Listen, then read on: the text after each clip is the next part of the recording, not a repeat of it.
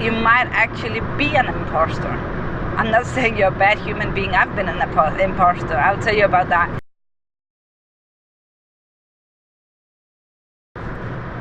Hi guys, I'm in the car again. So this video is going to be about imposter syndrome, which is something I've struggled with pretty much throughout my life. It comes and goes. It's not always there, but once in a while it creeps up. Well, I'm going to tell you what I've discovered throughout my life and throughout working with the imposter syndrome. But the thing is, imposter syndrome is like, it's a really large subject. So I'm not gonna teach you everything I've learned about imposter syndrome in just one video. So I'm gonna make multiple videos about this, but this video is the first one. Yeah. And what I want to talk about in this video is that you need to ask yourself, are you really an imposter? Are you really cheating people, letting people believe something that is not true about you to make you look better, or about your business, or whatever the case is? Because the thing I discovered, which I think is pretty controversial for me to say that, but you might actually be an imposter.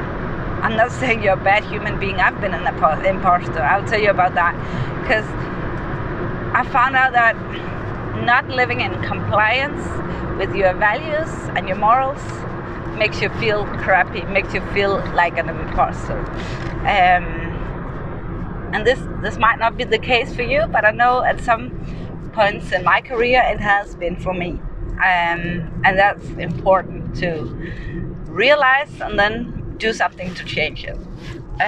Sorry, I'm just making a turn here. But a while back, a few years back, I was teaching salons how to do eyelash extensions on clients, and I was actually really good at it. I'm really good at teaching people things, really like making kind of difficult subjects really easy to understand. So, and I really loved it. I really had passion for teaching. I didn't have passion for eyelash extensions, but yeah, that's for another video. But I was teaching eyelash extensions. I had a lot of clients and people were happy with me, but I felt like a fraud. I felt like I was trying to make people believe something that wasn't true, or that I didn't believe. The problem was I didn't really care about eyelash extensions. Beauty hasn't really been like an interest of mine. It's not really something I care deeply about. So, but I went on doing it anyway because it was a business and I kind of liked it. But when you're not passionate about something and it's not really your interest, you don't put your heart into it as much as other people do, which meant that I knew that there was other teachers out there in Denmark that were better than me. There was a lot of them that were worse than me, though. That's important to remember. I wasn't like it wasn't that bad, but I knew there were people better than me, people doing eyelash extensions many hours every day themselves besides teaching, and they went to all kinds of tournaments and competitions to get awards for being a badass eyelash technician, and seeking up the latest knowledge, going to conferences all over the world to be the best you could possibly be, and to get the newest information on the science behind it. And I didn't do that because, truthfully, I didn't really care about it. It was just a way to teach, a way to make money, a way to have a business. And I felt really awful about that. And that is ultimately why I stopped doing it, because it wasn't me. I felt fake. I felt like a fraud.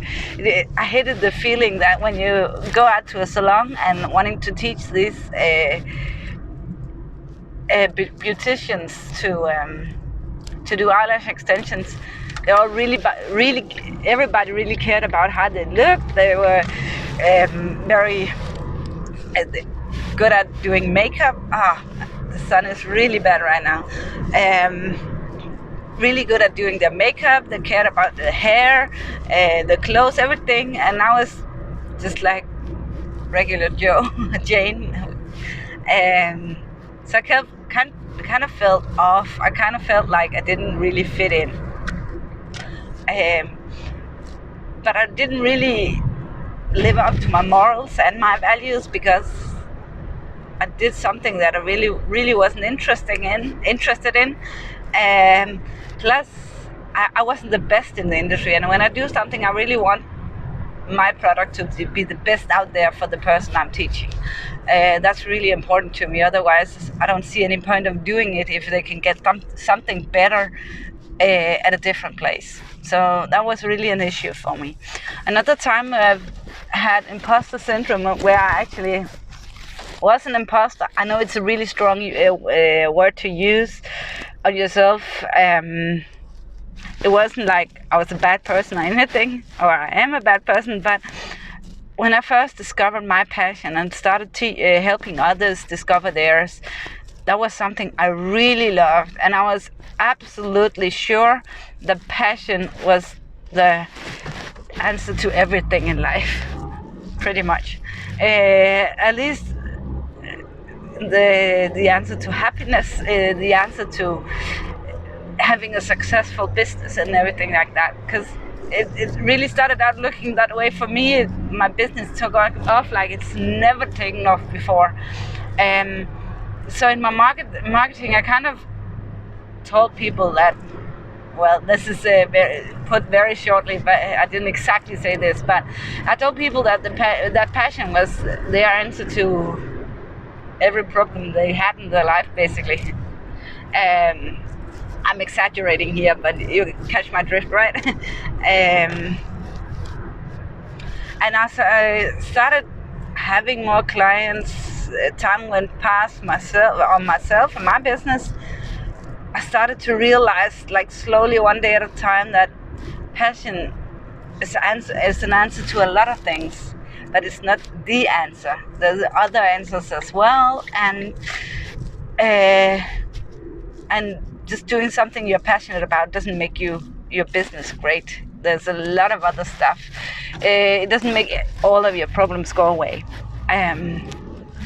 But even though I slowly discovered that over time, I didn't change my marketing because I didn't really know. I don't think I really realized that the disconnection between my new knowledge and my marketing, and I didn't really know how to sell my product if I didn't say it. So I just kind of turned the blind eye and continued to do marketing.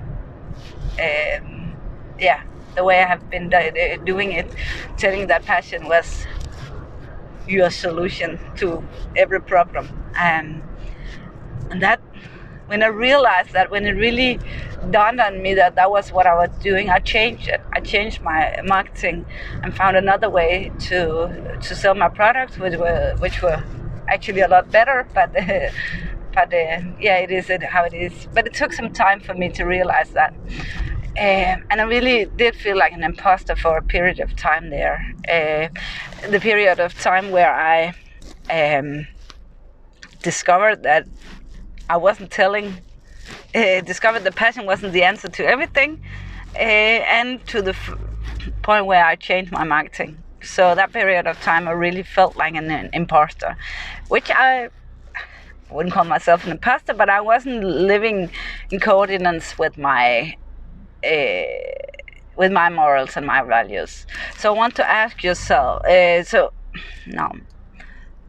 I want you to ask yourself, do you have imposter syndrome? Because you are in some ways an imposter in your life or in your business. I'm not in any way saying you are. I just discovered that in certain instances, I was an imposter. if you say yes to the fact that you are actually an imposter, don't feel bad about it. Just change it. There's nothing, you have no reason to feel bad about it. We are all imposters in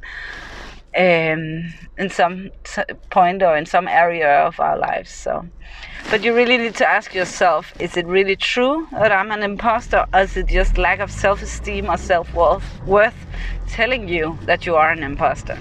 And be honest with yourself, but also be realistic. Don't have like unrealistic demands to yourself. So if the answer is yes, like it was for me, you need to figure out how to change it so you are living in compliance with your morals and your values. Sorry, I'm driving in the city right now, so it's I need to have a lot of focus on the road.